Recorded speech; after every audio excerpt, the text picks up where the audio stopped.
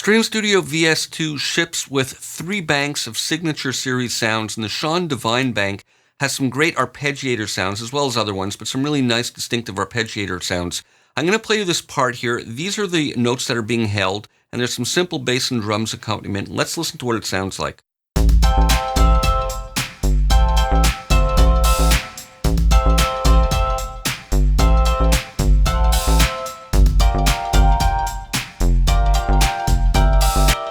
Alright, so it's a nice, thick, rich, lush sound. Let's start deconstructing it and seeing how he's created it. To start with, we have the effects. I'm going to turn off the delay and reverb.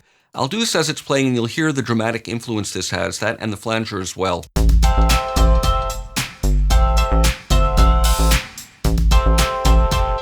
And the arpeggiator is looping just the first step, so it's straight, in this case, eighth notes.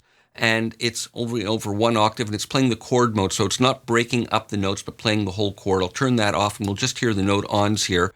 And let's explore some of the sound shaping parameters.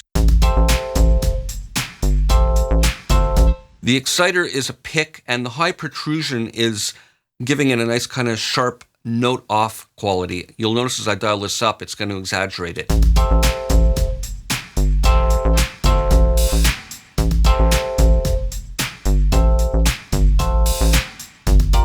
So that adds to the brightness of it, and the velocity as well is being modulated by velocity tracking, and that also keeps a nice consistent high level to the attack of each note.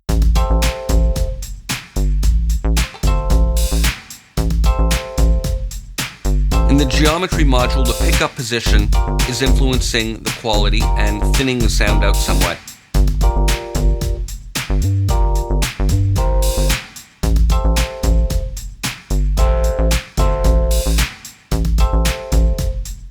In the damper module over here, the gate mode is enabled, allowing for a nice, rich, sustained sound. And in the string module, we have a high decay value, also allowing a nice full quality to the tone of each note.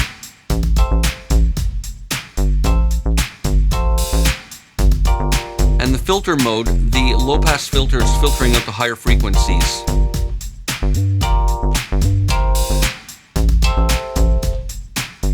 So that's warming up the sound nicely. And in the distortion module, we have a bit of the mellow drive here, adding a bit of thickness to it. And the tone is dulling it out and giving it a warmer quality as well.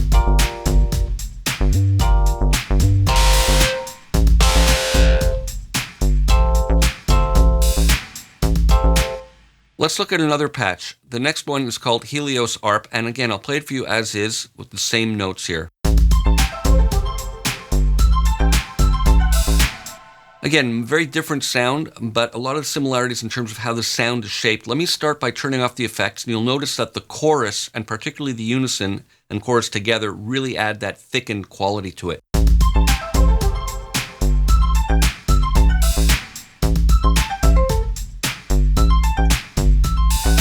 And the arpeggiator, again, is only playing 1 step over and over again, in this case 16th notes, and it's going backwards in the order of the notes and in the upper octave from top to bottom. So let's look at some of the sound shaping parameters here. To start with, we have the exciter, and it's using the pick mode again with a more modest level of protrusion, but the stiffness is full here.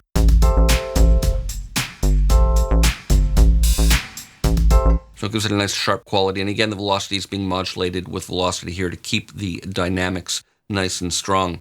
Now in the geometry, again, we're using the pickup position here, and this is adding a bit of kind of warmth to it, and we're filtering off a little bit of the low end.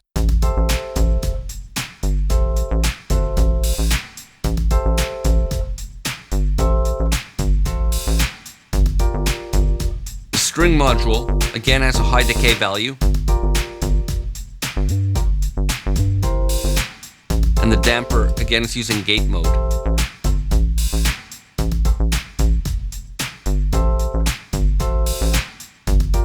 And the filter, again, is rolling off some of the top end.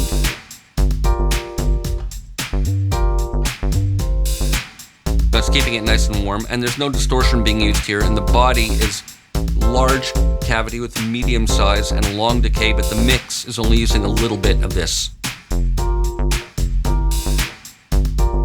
So those are a couple of the Sean Devine signature sounds.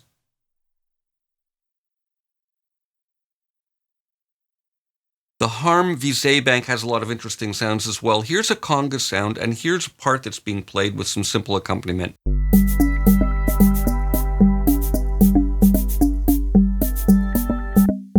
Now, we're not used to hearing these types of percussive sounds from String Studio, so let's look at how it's constructed. To start with, the exciter module over here is using the hammer, and we have the damping all the way off, which is shortening the sound significantly.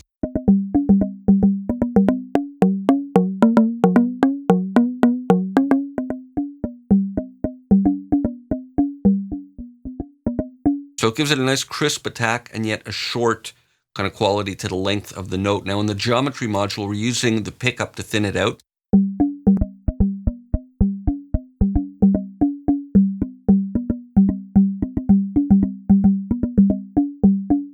So that's doing some filtering along with the notch filter here, which gets rid of some of the frequencies around where the basic fundamental is. But the real action is taking place over here in the string and termination module. Now in the string module, we have a lot of inharmonic overtones being generated with this. And on the termination module, the mass is all the way down and the stiffness is all the way down, which kill the overtones and keep it nice and short.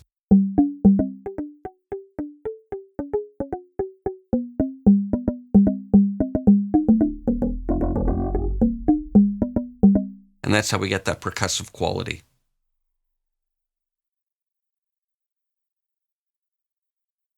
Finally, here's a patch from the Martin Walker signature bank, and it's got an unusual bouncing quality to it. And let's listen to one long sustained note, and then we'll look at how it's constructed.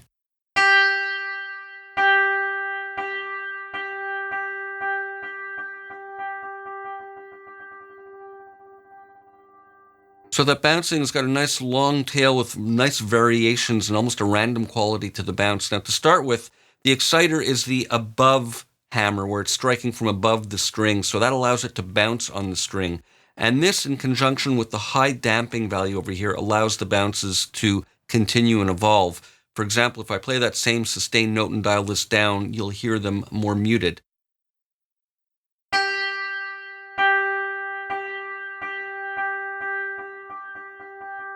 Versus this.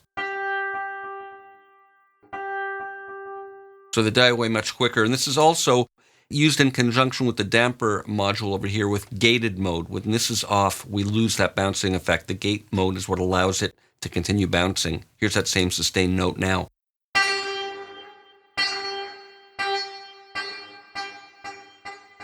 And with it on.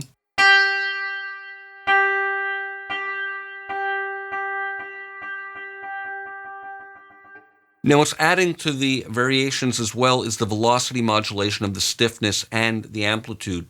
So, for example, if I dial this down, you'll hear a difference in quality in those bounced repeats.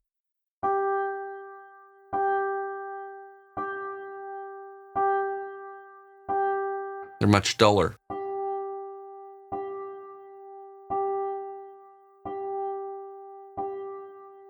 This keeps them nice and bright.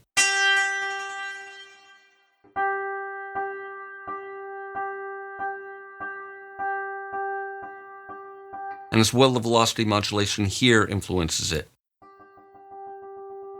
It influences the speed of the bouncing and the amplitude.